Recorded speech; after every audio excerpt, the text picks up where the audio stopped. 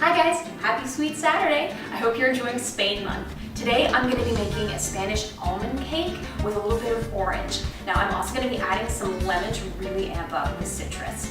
Now instead of flour, I'm using ground almonds. If you've never used almond flour before or any kind of nut flour, it's a great way to bring in some additional flavor into your dish.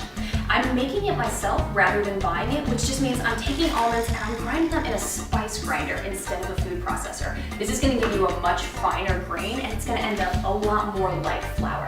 So I'm going to grind up the rest of these and then we'll get started with the rest.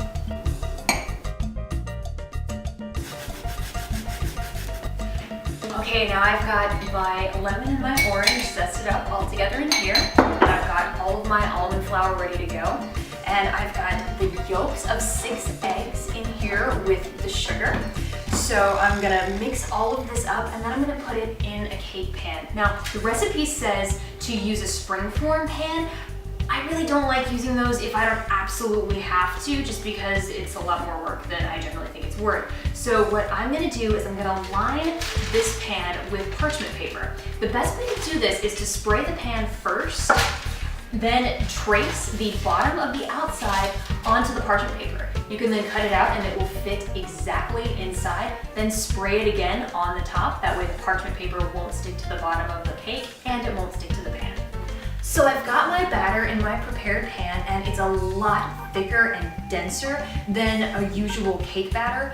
Don't be afraid if you stick a fork in it and the fork stands up by itself. It is supposed to be that way. It's because of the almond flour. It just makes it really, really thick.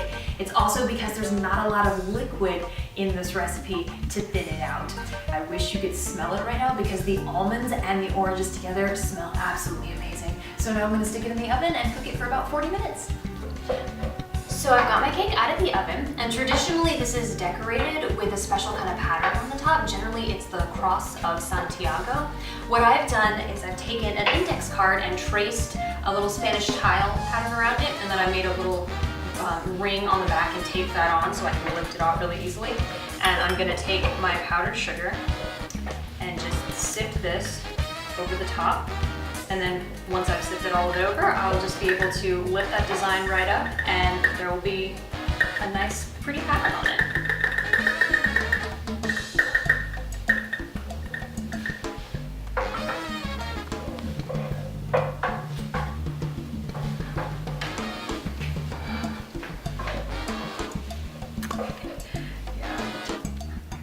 So here's my finished decorated cake. Unfortunately, when I took it out of the oven, I stuck a toothpick in the middle of it twice to check to make sure it was done. I do all the time to check for cakes being done, not thinking that this was going to be in the middle of the design, so now it just looks like a vampire attacked it.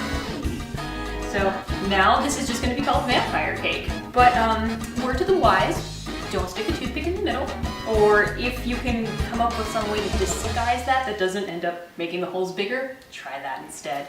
But I'm sure it's gonna be delicious.